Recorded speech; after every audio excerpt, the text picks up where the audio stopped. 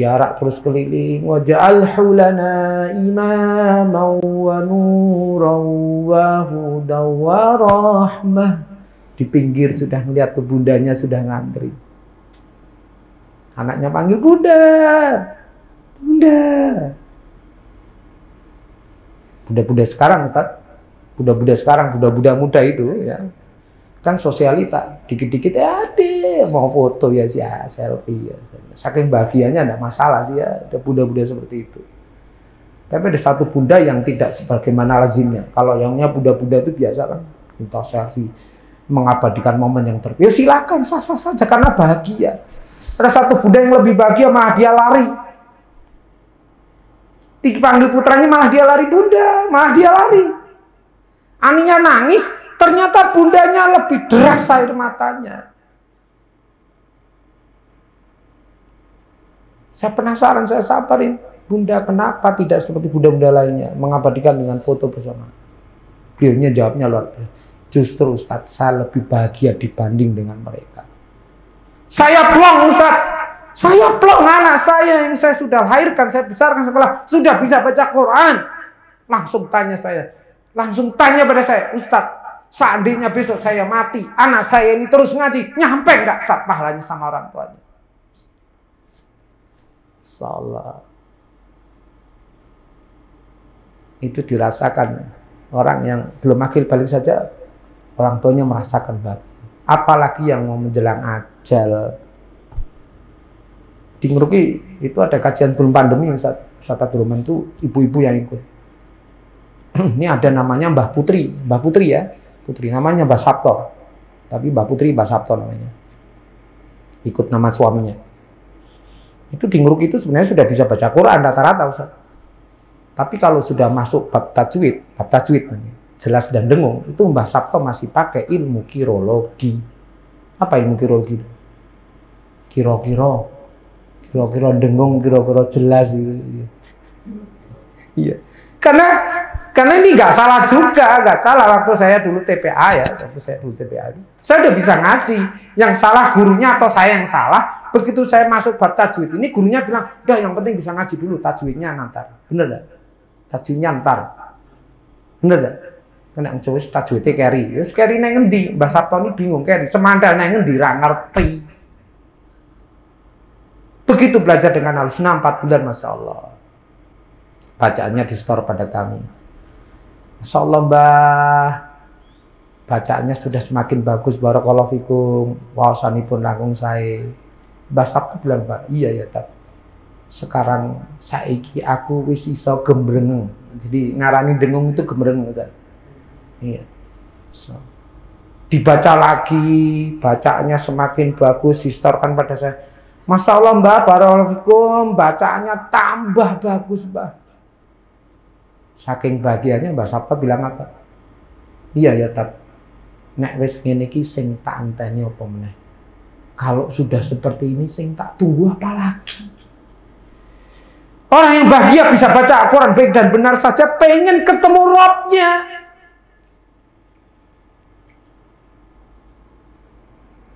Di mana nggak bahagia orang baca Quran ya? Satu hurufnya dikalikan 10.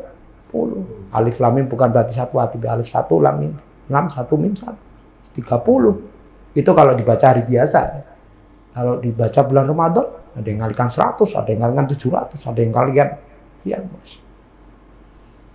Sahih hadisnya, bacaan yang dibaca waktu dunia, orang sering khatamkan atau khatam berkali-kali, maka bacaannya akan menjadi teman setianya. Di mana? Di rumah masa depannya 2 kali 1. Nah, kalau orang lain meninggal seperti ini, kuburannya nggak pernah sepi. Nah kan kalau surah alam kubur kan, ya toh, sorenya dibukakan pintu surga. Saking nggak ada sepinya, saking terhibur terus. Bahagianya orang baca Quran ini, Masya Allah, dibawa sampai mati sebagai teman. Begitu sore dibukakan pintu surga, sirahnya kita sendiri, ya Rabb, segerakan kiamat karena aku pengen masuk surga.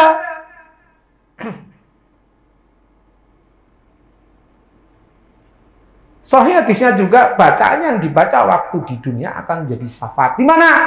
Nanti pada saat yaumil akhir dikumpulkanlah di padang mahsyar. Ini corong ceritakan kepada masyarakat. Mumpung banyak dari masyarakat kita tuh masih pada percaya alim dan ulama kita, para kiai kita. Karena sekarang tuh kan musuh-musuh Islam tuh kan langsung mendiskusikan cerita akhirat, bener nggak? Ustadznya aja belum mati kok cerita kayak gitu. Dibilang kalau cerita akhirat ini ramalan. Sampaikan, Bu, besok kalau sudah dikubur di padang mahsyar akan dibangkitkan dari alam kubur, dikumpulkan dari mahsyar. Jarak matahari cuma sejengkal. Kalau sama cerita sama ibu-ibu yang mampu, kalau dulu di dunia kita tenggelam karena air bah, besok kita tenggelam karena keringat kita. Di saat itulah umat mencari pertolongan syafaat. Ditunggulah kita oleh Rasulullah Muhammad SAW di Telaga Kausar, betul? Minum satu teguk, hilang semuanya. Pertanyaannya, Pak, Bu, wahai semua yang ada di sini, bagaimana Rasulullah melihat kita? Kita melihat Rasulullah. Rasulullah mau memberikan syafaatnya. Lawang warisannya saja kita nggak bisa baca. Jadi kesimpulannya apa? Orang yang bisa baca Quran itu pada hakikatnya sudah menerima warisan pertama kali yang terbaik dari Rasulullah. Orang bisa baca Quran itu menerima warisannya Rasulullah. Lazimnya kalau orang dapat warisan di mana? Seneng kan? Dapat warisan loh. Ya. Perlu disampaikan masyarakat, warisan terbaik adalah Quran yang akan menyelamatkan kita. Yang pertama orang yang belajar, yang kedua adalah golongan yang kedua adalah titip salam khusus dari para syekhurah kita pada antum para pengajar Quran, orang yang paling bahagia. Yang keduanya adalah orang-orang yang senantiasa ngajar Quran. Guru Quran itu orang paling bahagia. Kenapa? Karena pekerjaan yang paling membahagiakan di bumi Allah ini adalah ngajar Quran. Insyaallah. Jadi nggak ada lagi patah semangat guru Qurannya. Meskipun penghargaan di masyarakat masih rendah, betul. Nggak usah takut. Rendah di mata mereka, tapi di mata Allah mulia. Karena pekerjaan yang paling membahagiakan. Maka konsep di Ahlussunnah adalah sekarang adalah para pengajar Quran itu punya izah, punya wibawa. Nggak boleh dipandang sebelah mata lagi. Tapi ada korelasinya juga supaya kita tidak dipandang sebelah mata. Kita harus profesional, betul tak? Kita harus bisa menempatkan menjadi mualim Quran yang seperti apa tadi, yang sering bermunajat, yang punya wawasan, yang punya pergerakan. Sepakat tak? Ya, yang ketiga siapa yang paling bahagia? Kalau tadi yang belajar, yang pertama, yang kedua mengajar, yang ketiga saya ucapkan barakallahu fikum kepada segenap para pengurus yayasan di sini. Karena orang yang paling bahagia nomor 3 ini orang yang paling bahagia banget. Dengan uangnya, dengan hartanya, dengan otoritasnya, dengan wewenangnya, tanda tangannya hadir pembelajaran Quran secara masif tersistem. Insyaallah.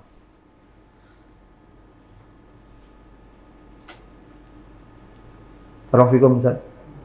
Ya. Semoga terus Quran ini menjadi kurikulum yang harus kita kembalikan sebagai kurikulum terbaik sepanjang masa. Sepakat ya? Baik itu formal maupun non formal. Nah, sekarang memang di member-member kami sudah artinya begini. Ya memang levelnya ada yang hutab, ada yang sekolah Islam terpadu, ada yang memang sudah dengan PKBM misalnya. Seperti sekolah anak saya ini yang dulu Ustadzah ikut ngajar di Cahaya Nusantara itu, PTG Cahaya. Itu sekarang sudah berubah kurikulumnya dengan Quran dan adab. Ada yang lainnya ditinggal aja. Yang lainnya ya formalitas sebagai siasah. Formalitas saja supaya nanti sekolah tetap diakui oleh negara. Intinya gitu. Tapi kurikulumnya mereka tidak akan lepas dari Quran. Sepakat ya? Dan memang tugas di TPA ini luar biasa. Apalagi ini versi TPA ini saat ini jempol. Karena apa? silahkan mereka sekolah di negeri, tapi mereka belajar Qurannya di sini. Itu keren. Karena memang pemahaman di masyarakat kita masih awam ya Ustaz ya, masih pengen butuh ijazah gitu kan. Padahal kalau kita mau bongkar lagi, Habibie saja nyesel. Waktu kita datang ke Sulawesi, ditunjuk ini Pare, rumahnya Habibie, dan sampai hostnya Habibie aja nyesel. Kenapa? Dulu anak saya tidak saya wariskan pertama kali din atau Quran, justru teknologinya. Wah, Habibie saja manusia paling cerdas di Indonesia saja nyesel. Apalagi kita. Kita cerdas saja enggak ya? Cerdas. Jenius enggak kita? Ya. Salah. Ini semakin kuat kita kembalikan ruh dan kurikulum terbaik semuanya adalah Quran. Sepakat? Nah, kita karena kini kita menjadi orang bahagia. Nah, insya Allah. Jadi kalau disampaikan ini kepada masyarakat, itu yang paling gampang, paling mudah Quran. Sudah paling gampang pasti menjadi pribadi yang bahagia. Dan pasti menjadi, kalau sudah bahagia pasti mulia, itu pasti. Automatically. Ya, seperti hanya Quran ini diturunkan, dibawa oleh malaikat Jibril, maka Jibril menjadi malaikat yang mulia. Diturunkan bulan Ramadan jadi bulan yang mulia. Diturunkan hari Jumat, Sayyidul Ayat. Dipilihnya malam Lailatul Qadar. Dan dipilihnya Quran ini hanya sosok pada satu manusia, satu-satunya manusia di dunia ini yang maksum, yang tidak pernah punya dosa. Kalau dalam surahnya pernah dibongkar ya, dibelah dadanya, dicuci organ tubuhnya, Masya Allah. Saya itu senang kalau belajar sirahnya sama para habaib, itu senang loh. Para habaib itu kalau cerita sirahnya Rasulullah itu luar biasa. Bahkan Rasulullah ini, Nabiullah Muhammad SAW sebelum diciptakan saja sudah memberikan syafaat kepada siapa? Manusia yang pertama kali diciptakan oleh Allah. Tatkala Adam melanggar perintah Allah, maka turun dia dari surga. Selama 40 tahun bersama Hawa, mohon ampun, tidak kunjung datang ampunannya. Tapi apa? Dalam sirahnya para habaib, tatkala Adam alaihissalam melihat di langit bertuliskan Muhammad bihaqi Muhammad, maka ampunan turun kepada Adam. Masalah. Bolehlah ya sampaikan sirahnya para habaib ya. Kan sekarang lagi kontroversi kan, habaib itu ada yang keturunan Rasulullah atau enggak gitu.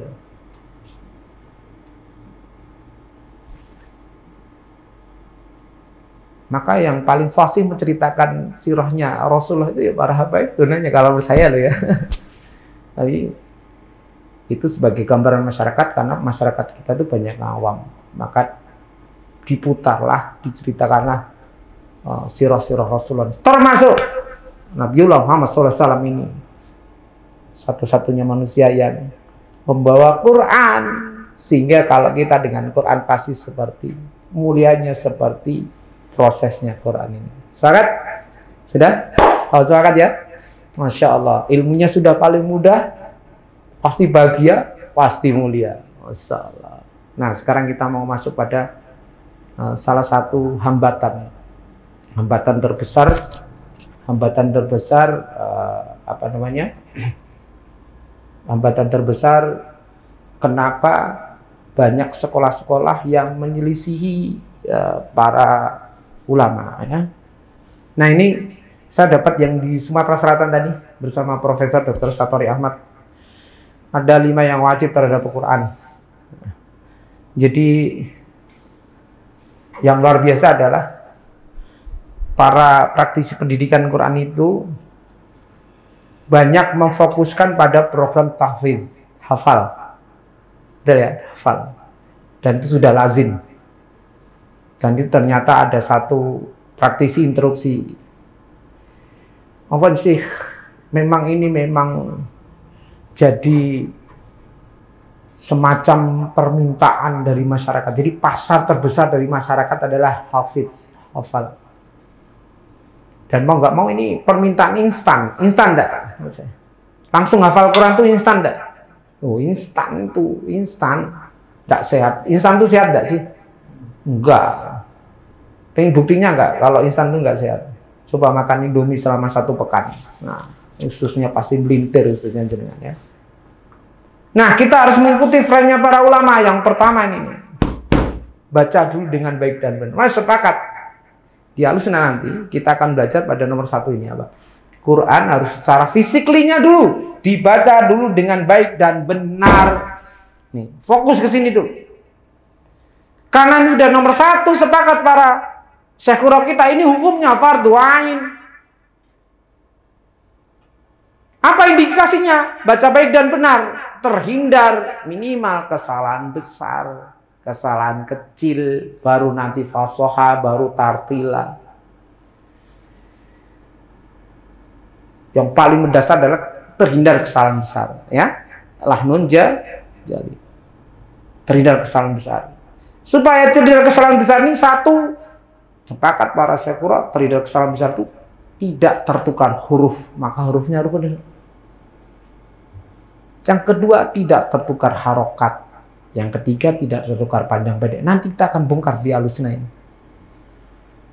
Tidak cukup itu, nanti harus terhindar di kesalahan kecil. Kemudian sudah levelnya naik, kita memfasihkan setiap huruf. Tartil berdasarkan sanad riwayat kita. Ya. Menarik gak di sini? Fokus ke sini dulu. Jadi jangan buru-buru hafal. Ya, fokus ke sini dulu. Bahkan nanti dalam perjalanan saya pribadi, Masya Allah, ini langsung ya, saya mau inspirasi bahwasanya dulu saya itu bukan orang pondok, nempel saja rumah pondok. Istri saya orang pondok, tapi istri saya pun juga bukan orang pondok. Istri saya itu S1 ekonomi, aktif dalam teman-teman halakohnya tarbiyah, teman-teman PKS. Dulu istri saya itu, setelah saya nikah dengan istri saya itu 2009, saya tuh baca Qurannya masih pakai ilmu kirologi loh. Ya, kalau sudah masuk bab tajwid saya pakai ilmu kirologi. Saya pengen ngajarin istri saya. Karena istri saya di tarbiyah itu sebagai murabinya Quran. Ngajarin ibu-ibunya sukses. Ngajarin teman-teman ibunya, tapi ngajarin suaminya nggak pernah sukses.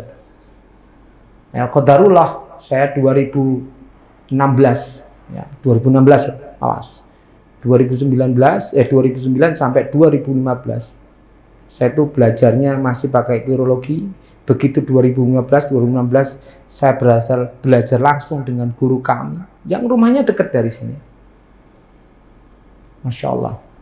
2016 sampai 2019 Allah takdirkan saya mendapatkan sanad dan syahadah dari guru saya. Jadi kesimpulannya di mana? Kesimpulannya, jadi qadarullah sekarang, kalau dulu saya setoran sama istri saya, sekarang terbalik, istri harus setoran sama saya. Karena saya punya sanad, istri saya nggak punya. Cepat banget ya kayaknya tadi. Iya, karena Quran tuh mudah. Dan saya basicnya bukan dari orang pondok pesantren, bukan. Saya orang profesional. Justru saya lama dulu di Jakarta. Saya 8 tahun dulu di Jakarta. Di mana? Saya 99 mulai di Jakarta. 8 tahun. 4 tahun pertama saya ada di dunia retail. Bahkan 4 tahun pertama saya di retail kosmetik terbesar di Indonesia. Di mana? Di Jakarta nih, di The Body Shop Indonesia. Di Pasar Senayan. Lanjut lagi pada retail Centro Lifestyle Department Store. Waktu saya ngasih pelatihan waktu di Jakarta tuh ada SPG saya. Sekarang dia jadi ustadz. Ya. Kebayang nggak orang mal jadi ustadz? Nggak kebayang. Bukti bahwa Al-Quran tumu udah. Nggak cukup dari situ. Istri saya itu sebenarnya kalau saya belajar Quran aja udah senang. Saya jadi guru Quran aja udah senang. Istri saya udah senang. Tambah bahagia istri lagi. Istri saya itu bahagia kenapa? Karena sekarang saya jadi konsultannya para guru Quran. Kalau dulu saya dalam bisnis dan manajemen, saya jadi konsultannya para pembisnis. Setelah saya resign dari pekerjaan saya, sekarang jadi konsultan para guru Quran. Diamanai lagi di halusnya adalah konsultannya para sekolah, para penghafal Quran dengan sistem manajemen. Menarik bukan? Mudah, mumpung masih muda, harapan masih besar, gitu. Masya Allah. Baik, yang pertama, fokus pada bacaan dulu dengan baik dan benar. Next, yang kedua, apa? Harus ada kurikulum bahasa Arab. Nah ini, harus tahu artinya. Jadi setelah baca baik dan benar, harus tahu artinya apa itu? Punya kurikulum bahasa Arab. Maka sekarang tanamkan di masyarakat kita, aku cinta bahasa Arab. Ini harus ini. Karena musuh-musuh Islam sudah sangat kuat menghambat bahasa Arab ini. Benar enggak? Apalagi zaman kita, Ustaz ya. Itu yang bangga dulu dengan bahasa apa? Inggris bukan? Bahasa Inggris dibanggakan. Sampai dulu zaman saya itu les bahasa Inggrisnya mahal, tetap les. Ya. Bagaimana dengan bahasa Arab? Masifkan. Karena kita bisa akan mentadaburi dari arti dari Quran. Yang ketiga apa? Nah ini yang keren. Yang ketiga, diamalkan dulu, belum dihafalkan. Maka dalam kurikulum di sekolah itu ada namanya kurikulum adab. Makanya sekolah-sekolah penghafal Quran itu dia menyelisih karena tak langsung hafal Quran, tidak mulai proses ini. Benar nggak? Sampai ada guru yang member kita tuh yang dulu nggak pakai frame-nya ini langsung hafal, ya pasti payah. Di mana nggak payah, Ustadz? Saya sudah berkali-kali talaki tapi nggak pernah hafal. Di mana hafal, baca saja nggak bisa. Betul nggak? Yang paling parah lagi, ya tadi benar, sudah punya hafalan 4-5 juz. Ini terjadi di Nguruki. Ini temannya Ustadz Abdul Rahman sendiri, Pak Lukman, punya sekolah. Pamer ke kita, Ustadz nanti datang ada siswa kita Tasmi, nah, sekali duduk 5 juz disaksikan Syekh dari Yaman. Apa yang terjadi? Belum ada berapa ayat disuruh stop sama Syekhnya. Lah, berhenti, jangan lanjutkan. Kenapa? Kaidah bacaannya banyak yang salah. Di stop. Kayaknya luar biasa nomor 1 ini, ya. Jadi sebenarnya bagaimana kita menyiapkan para penghafal Quran yang besok dia itu jadi ahlul Quran, maka siapkan dulu secara fisiklinya. Fisiklinya siapin dulu, bacaannya baik dan benar, sesuai sanad. Yang kedua Pak, mentalnya setelah fisiknya siap, mentalnya, ruhnya harus kuat. Apa? Dia harus tahu artinya dan dia apa? Diamalkan dulu, punya adab dulu. Sampai-sampai di Iskarima itu ada satu kurikulum yang santrinya dikasih batu di sini. Supaya Pak, karena banyak hafalnya harus sering nunduk. Semakin nunduk dia. Nggak boleh begini. Nah, sekarang kan anak muda, penghafal Qurannya. Saya ingat Ustadz Abdul Rahman ini dulu, waktu saya ngasih kabar gembira, sekolah-sekolah di Solo banyak sekali sekolah-sekolah penghafal Quran. Dia bilang apa? Jangan senang dulu. Karena ternyata banyak sekolah-sekolah penghafal Quran itu, banyak sekolah-sekolah tahfidzul Quran itu banyak penghafal Quran. Ternyata jadi agennya Dajjal, dia bilang. Saya ingat waktu itu. Iya, benar itu terjadi. Banyak menjadi agen-agen Dajjal karena tidak melalui framingnya ini. Dia langsung hafal. Maka benar yang dikatakan Ustaz Budi Azhari bahwa prediksi Rasulullah besok akan ada banyak dari umatku hafal Quran sampai tenggorokan. Bahkan di kalangan terbesar umat itu orang-orang munafik itu dari kalangan Quran. Itu Ustaz Abdul Rahman dulu yang ngatur. Ternyata terjadi itu. Maka hati-hati kalau buat kurikulum Quran. Ini di Sumatera ada yang nyesel. Anaknya hafal 12 juz, tapi kalau disuruh sholat ntar nangis orang tuanya. Enak sholat ntar. Ngapain dia? Ngegame. Ada yang salah kan? Nah, itu. Maka nggak usah khawatir, sampaikan Bunda, nggak usah khawatir. Nomor 3 ini nanti ada kurikulum adab, dan kita nanti include belajar al-sunnah dengan adab. Nomor 4 apa?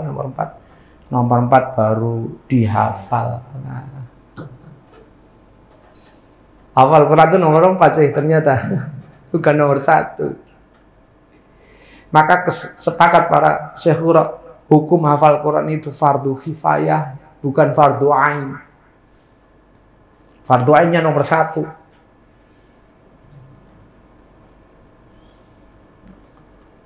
Ini sudah relevan. Soalnya nomor 2 juga bahasa Arab tuh bukan fardu ain juga fardu kifayah. Repotnya kan nanti kalau nggak bisa bahasa Arab kan repot, nggak bisa bahasa Arab dosa loh. Wah, repot ini fardu ain. Makanya jadi fardu kifayah. Nah, fardu ain itu nomor 1 ini. Sepakat ya? Nah, ini jangan sampai lewat di kurikulum lembaga kita, maka akan menjadikan lembaga kita tuh berbeda. Nah, dan itu pasti terasa secara naluri ya, kita tuh berada di mana, bener nggak kita di barisannya Rasulullah. Kalau dulu kan ada Rasulullah, para sahabat dari Rasulullah, kemudian dari sahabat, kemudian tabiin, kemudian nggak ada. Siapa pewaris para nabi? Siapa? Warasatul anbiya. Ulama. Benar nggak kita di barisan ulama? Yang selama ini kita punya lembaga Quran, benar nggak kita tuh di barisannya ulama? Atau jangan-jangan menyelisihinya? Naudzubillah min dzalik. Nggak terasa kan? Insyaallah. Nah, ini tauhid penting yang harus kita pelajari, bahwasanya kita jangan menyelisih para ulama. Sepakat Ustaz? Ustaz Syakir? Sepakat? Syekh Said, sepakat ya? Sepakat ya? Nah, kalau saya kenal Alif Sani sudah kental sebenarnya, sudah saudara kita. Tinggal nanti dikembangkan lagi di Jakarta ini, ada formal, TK, SMP. Banyak yang nyari Ustaz. Insyaallah. Baik, yang kan juga dominasinya Arab ya, insyaallah. Enggak apa-apa, enggak usah khawatir. Saya senang sama orang Arab itu. Baik, lanjut sekarang kita ke prinsip pembelajaran. Terakhir dari materi kita untuk sesi pertama ini adalah prinsip pembelajaran kita berdasarkan para syekh Quran.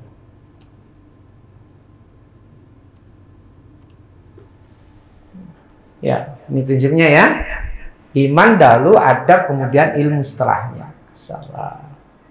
Ini harus dipegang kuat nih. Di mana al-husna atau di Quran nih? Di sini. Jadi sebelum mengajarkan Quran, sebelum mengajarkan Quran itu di atas ilmu itu ada adab. Nah, ini adab. Di atas adab paling fondasi adalah tauhid. Maka ini sebagai kita para pejuang Quran, tauhid saja nggak cukup. Tauhid saja nggak cukup. Harus punya adab. Ya? Karena kalau kita nggak punya adab, kita gampang sekali mengkafir-kafirkan saudara kita. Betul nggak? Gampang sekali ini bid'ah, dolalah, ini finar ya.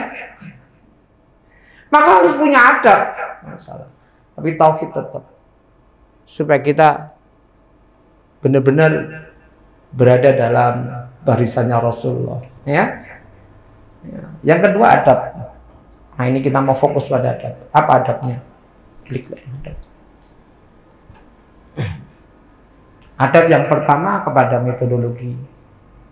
Karena kita sudah pakai al-husna. Nah, wajar kalau sudah pakai al-husna maka harus pakai buku dan sarananya. Tolong diklik. Ya. Nanti di al-husna itu sih kita sudah siapkan buku pemula sampai yang mau mahir. Ya, ini buku-bukunya nih. Jadi sudah di bawah Ustaz Nugroho, ini bukunya. Pemula, nanti ada pertengahan, kemudian ada ini untuk melancarkan bacaan. Lancar dulu bacaannya, kemudian melancarkan tajwid. Nah, namanya ini buku baru nih. Tajwid Arba'in, 40 tajwid tapi ngajarkannya dengan metode al-husna. Simple. Enggak berbelit-belit. Enggak seperti dulu kita belajar tajwid. Ya, akhirnya tahu tapi pas dibaca pakai ilmu geologi ya. Nah, insyaallah buku pemula sampai yang mahir. Jadi teman-teman semuanya nanti kita akan fokus Yang di sini nanti pada Quran dasar dulu, Quran dasar. Karena Quran dasar ini menentukan sekali. Kalau Quran dasar kita tuh lengah, maka bacaan berikutnya akan runtuh. Dan harusnya ada 4 jilid nanti, ada 4 jilid. Jilid 1 itu menguasai huruf, terhindar dari kesalahan besar. Jilid 2 harokat dan panjang pendek. Sekali lagi, konsep dalam baca Quran harus terhindar dari kesalahan besar. Jilid 3 itu nanti berbicara atau bab bacaan sakinah. Awas, jangan remehkan bacaan sakinah, Ustaz. Kalau kita salah ngajarkan, maka tajwidnya akan runtuh. Kalau tajwidnya ada runtuh, maka makhraj dan sifatnya juga akan berantakan. Awas, bacaan sakinah. Nah, di jilid 4 nanti ada tajwid praktis yang anak-anak kita bisa langsung jelas dan dengung. Ya, tidak seperti kita dulu jengung ya. Menarik ya, menarik sekali. Dan memakai tools dan sarana yang bersinggungan dengan metodologi, yaitu kita ada pakai Quran Rasm Usmani. Kita pilihkan nanti Ustadz, kalau pemula sebenarnya di Indonesia ini, supaya gampang diterima, kita pilihkan Rasm Usmani Madinah, tapi terbitan Kudus, cetakan Kudus. Kenapa? Ini rasmnya, khotnya Usmani, tapi pakai kulturnya orang Indonesia.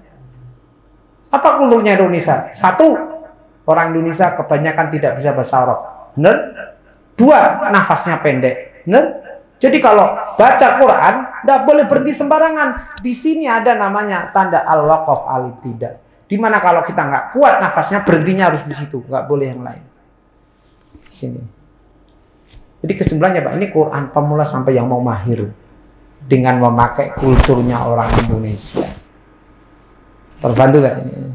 Jadi nggak usah khawatir sekarang Rasm Usmani setelah menterinya, ya akhirnya menteri ketangkap sih, Surya Dharma Ali. Itu zamannya Bapak Surya Dharma, kita berterima kasih pada beliau. Dulu itu kalau nyari Rasm Usmani susah. Dulu bener, tahun pertama saya harus umrah dulu atau haji. Tapi sekarang nggak, gampang sekali, sudah legal. Bahkan di Indonesia sudah boleh mencetak. Di mana? Di Kudus.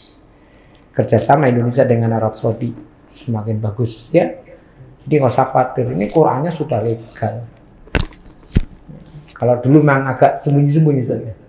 Dulu, sekarang enggak. Nah, memang Quran Indonesia sekarang udah dominan. Bagaimana nanti kita ngajarkan Quran Usmani Madinah ini? Ya.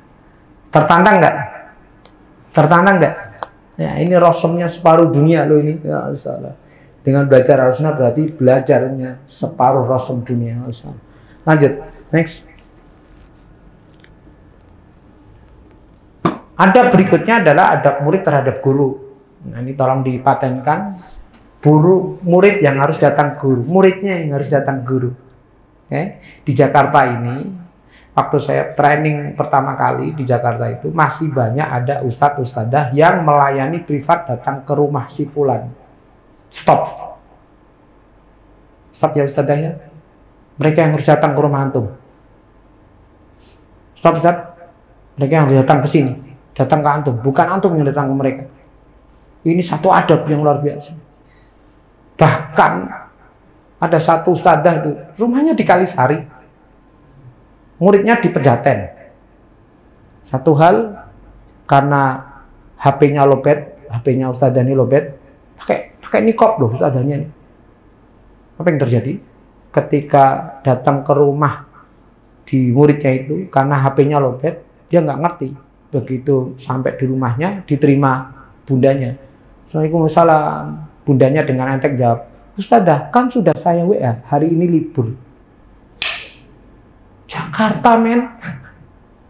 Jakarta saya aja naik motor. Turun nggak harga diri guru ngaji? Turun, wibawanya turun, jangan mau. Maka di Ahlussunnah itu kita punya prinsip. Kita mau datang pada 3 tempat. Yang pertama di masjid. Pasti kita mau datang, karena masjid sentral dakwah. Yang kedua di sekolah. Atau di lembaga-lembaga yang di situ, karena disitulah dimulainya sistem atau tarbiyah pendidikan Quran di situ. Kita mau datang. Yang ketiga, kita mau datang ke rumah si fulan dengan syarat rumah si fulan itu sudah dinisbatkan menjadi rumah koran untuk masyarakat. Baru kita mau datang. Tapi kalau pribadi, mau dibayar berapapun kita nggak mau datang. Nggak barokah. Bisa pun bisa, tapi nggak akan barokah. Kita harus ngikutin ulama. Sepakat ya? Ini kalau Ustadz Hidayat ngomong adab luar biasa. Satu sahabat pengen dapat satu hadis saja dari syekhnya. Dia rela berjalan bermalam-malam ke rumah syekh. Insyaallah. Berikutnya murid yang menunggu guru. Muridnya yang nunggu guru. Muridnya yang nunggu guru ya. Jadi ditanamkan ke anak-anak kita, santri-santri kita bahwasanya tidak ada lagi santri yang sering terlambat kalau datang belajar. Sepakat ya? Jangan terlambat. Jangan terlambat. Kalau sering terlambat, itu ada indikasi adab yang buruk pada anak-anak kita. Keren ya? Jadi sahabat itu sudah mencontohkan, dan Rasulullah adab itu luar biasa. Disiplin itu bagian dari adab. Maka jangan sampai telat. Besok-besok lagi, kira-kira mau, kalau saya diundang di sini jangan sampai terlambat lagi ya tadi. Ya, jangan ada langsung siap. Undangannya berapa? Jam 8. Jam 8 sekurang harus sudah siap. Oh itu. Sepakat ya? Sepakat Ustaz? Disiplin itu bagian dari adab yang kuat. Dan ini yang lengah dari para laskar Ustaz. Ini Ustaz Abdurrahman ini, beliau pakarnya para laskar. Iya. Disiplin ini hilang. Apalagi disiplin ilmu. Bahaya sekali. Sepakat ya? Nah, harus disiplin. Ini keren sekali ini kalau adab ini berjalan. Next, adab berikutnya adalah adab guru kepada muridnya. Guru pun juga punya adab. Apa dia? Guru harus punya uswah. Guru harus punya teladan yang baik. Guru harus mencontohkan terlebih dahulu. Satu yang keren dari ulama kita menyampaikan, guru kalau hanya sekedar menyampaikan secara skill dan knowledge, secara kemampuan dan secara wawasan, secara keilmuan, secara akademis, Google lebih pintar daripada guru. Tapi guru akan dikenang sepanjang masa oleh muridnya, tatkala bukan saja itu yang ditransfer. Yang ditransfer apa? Iman dan adabnya, tauhid dan adabnya. Dia akan diingat sebagai guru yang terbaik anak-anak. Masya Allah. Maka sekarang itu nggak ada guru-guru. Contoh di sekolah dulu saya punya guru yang sepuh itu. Oh, kalau ngingetin sholat masalah, ayo sholat. Dulu saya masih ingat, masih punya guru kayak gitu. Sekarang nggak ada guru-guru kayak gitu. Mereka sibuk sertifikasi. Guru-guru yang masih muda itu, saya keliling sekolah IT itu, ngenes ya. Nggak seperti guru saya. Sudah datang azan, Allahu Akbar, Allahu Akbar. Ada futsal dibiarkan. Gol, hayya 'alal falakul. Gendeng ini. Gak ada lagi yang ngingetin guru-guru seperti itu. Maka antum harus jadi guru seperti itu. Siap? Jadi kalau sudah masuk, ayo sholat nak, sholat nak. Tapi juga punya adab. Sampaikan dengan cara yang terbaik, santun, ya. Nah, sepakat gak? Ya ini guru yang dikenal sepanjang masa. Maka kita akan ingat ulama-ulama yang akan mengajarkan seperti itu, secara tauhid dan perjuangan. Maka saya dengan Ustadz Abdurrahman ini sepakat, saya nggak akan hilang ingatan saya. Bahkan kita kalau ketemu beliau pasti nangis ya. Dengan guru kita Ustadz Abu Bakar Basir, nangis. Tauhid dan perjuangannya luar biasa. Jadi jangan dianggap Ustadz Abu ini teroris ya. Salah besar. Antum kalau ketemu bicara langsung dengan beliau, Masya Allah, semakin sepuh, semakin tua, justru lempeng akidahnya. Lurus. Masya Allah. Anak muda. Kita sebagai muda iri banget sama. Sepakat ya? Itu kalau saya loh ya. Kalau saya pengen ingat guru yang tauhid dan perjuangannya dengan syariat adalah Ustadz Abu. Insyaallah. Saya punya guru satu lagi. Guru satu lagi adalah adab dan perjuangan. Siapa dia? Habib Rizik Syihab. Masyaallah, ini guru saya ya. Jadi jangan kaget loh guru saya. Tapi kita pengen kembalikan semuanya, sepakat bahwa guru-guru kita ini dengan Quran mereka akan menerima dengan baik ya. Bahwa Islam itu memang sangat indah. Ya, bahwa Islam itu benar-benar akan memimpin dunia itu pasti. Syaratnya siapa yang dipilih oleh Allah untuk memimpin muka bumi Allah ini orang-orang yang sudah termindset dari dulu sudah mendapatkan kurikulum terbaik sepanjang masa. Apa itu? Kurikulum Al-Quran Al-Karim. Sepakat ya? Insyaallah. Lanjut. Nah, ini ada pengkondisian sebelum nanti break. Ada pengkondisian adalah ikuti ada adab duduk, melihat dan mendengar. Baik, kita pemanasan dulu ya. Karena di alusna kita akan memakai duduknya seperti ini. Ikuti saya, duduk atahiyat awal jari tidak ditekuk. 1 2 3. Ya. Silakan ya, ikutin semuanya, ikutin semua. Ayo, ini duduknya Rasulullah, duduknya Nabiullah Muhammad SAW. Sahih hadisnya dalam At-Tibyan karya Imam Nawawi. Hadis riwayat Imam Ibnu Mas'ud bahwasanya malaikat Jibril mengajarkan Rasulullah duduk dengan jari tidak ditekuk, duduk atahiyat jadi dengan jari. Monggo, ayo Ustaz, ikutin Ustaz. Mumpung masih muda, ikutin. Sudah semuanya? Ikutin. Ini duduknya Rasulullah nih. Ini duduk yang kita akan pakai nanti dalam pembelajaran Quran. Insyaallah. Kita akan pakai nanti untuk anak-anak kita. Dan guru harus mencontohkan dulu.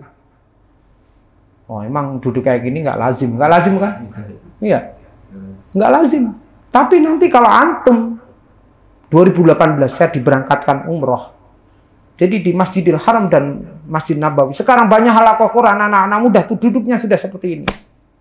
Bahkan nanti kalau dia di sosial media di Afrika, duduknya sudah seperti ini.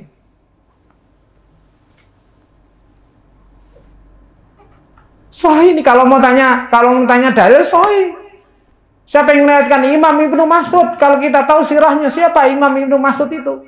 Ulamanya para sahabat. Ini kalau lihat duduknya Syekh Ali Jaber itu, duduknya kayak gini, menghadap dia pada hakim itu. Ini tidak lazim, kita lazimkan sekarang, kita viralkan. Sepakat? Ini duduknya Rasulullah. Kalau memang kita nggak terbiasa, sebentar lagi juga akan protes antum. Protes, semutnya datang dari mana-mana ya, toh? Berarti tandanya sakit. Ya. Bahkan nih, Ustaz Abdurrahman, ini kajian terakhirnya waktu itu saya ikut kajian ya 2-3 pekan yang lalu dengan Ustaz Syihab mengundang profesor doktor ahli kesehatan. Kalau Ahlussunnah sudah dari 7 tahun yang lalu ketemu duduk seperti ini. Beliau menyampaikan ini duduk akhir zaman. Kalau mau panjang umurnya, duduk kayak gini. Oh, sudah ekstrem lagi profesor dokter ini. Ayo Pak, Bu, kalau mau panjang umur duduknya kayak gini. Kalau enggak, ya silahkan, terserah. Berarti artinya Pak, Rasulullah kalau sudah ngasih contoh, ternyata ini duduk yang paling sehat. Dalam penelitian beliau adalah duduk yang paling melancarkan peredaran darah. Ini duduk paling melancarkan darah ini.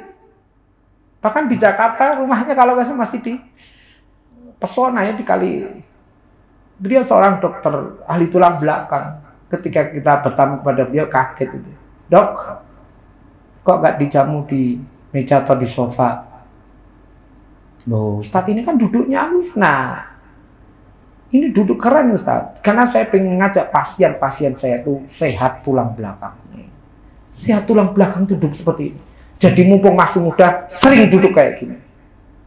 Siap ya, masih muda? Masih muda. Istrinya ada berapa Ustaz? Oh. Belum punya istri. Belum punya istri. Masa, kasihan dia lo. Belum punya istri ya? Masalah. Kita carikan orang Solo nanti. Baik. Jadi ini duduk yang paling menyehatkan dalam dunia medis, bahkan dunia herbal. Dunia herbal apalagi di Solo itu ada PAZ ya. Almarhum Ustadz Haris. Oh, itu kalau dulu saya pernah terapi. PAZ duduknya seperti ini, bukan yang lain. Ya, jadi kesimpulannya, orang yang nanti disiapkan menjadi ahlul Quran, penghafal Quran, ahlul Quran, dia harus juga berwibawa, dia harus juga sehat. Nyambung nggak? Nyambung banget. Ini kalau sudah ulama turun tangan, tuh udah nyambung banget, jangan dikritisi. Masya Allah. Kita tuh orang Indonesia kadang masih menuhankan akal. Kenapa? Masih memperbolehkan duduk sembarangan. Kita sepakat ya, Ahlussunnah pakai duduk ini ya, sepakat. Ini jadi prinsip loh. Kalau tidak kuat, maka ada ruksohnya. Apa ruksohnya? Duduk atahiyat akhir nanti kalau tidak kuat. Kita pakai duduk ini, dua duduk ini, kata Buya Yahya, duduk paling spiritual Rasulullah adalah dua duduk seperti ini. Maka lazimnya orang belajar Quran, bahkan kita baca Quran itu harus spiritual dengan Allah. Orang baca Quran itu berkomunikasi kita dengan Rabb kita. Maka duduklah yang sepantasnya.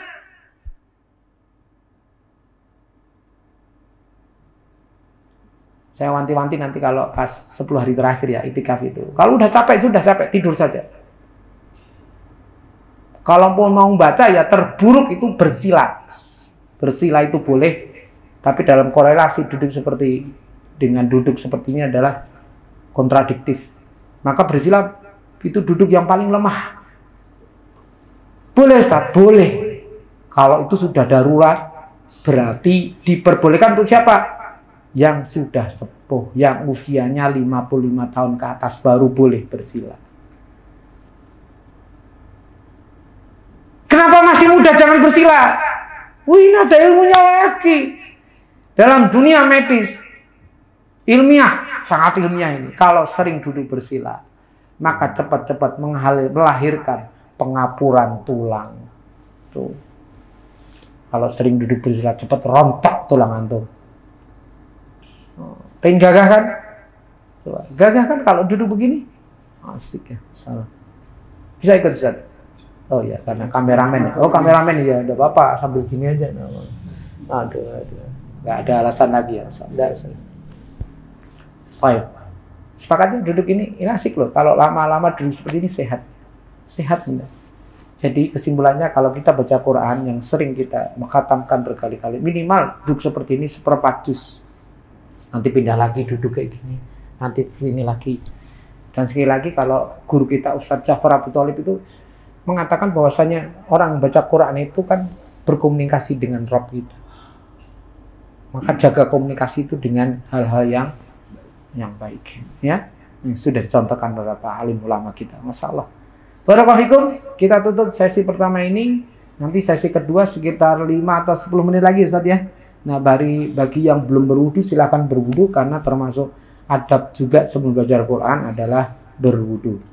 Begitu saat kita tutup dulu di sesi pertama ini. Barakallahu fikum. Assalamualaikum warahmatullahi wabarakatuh.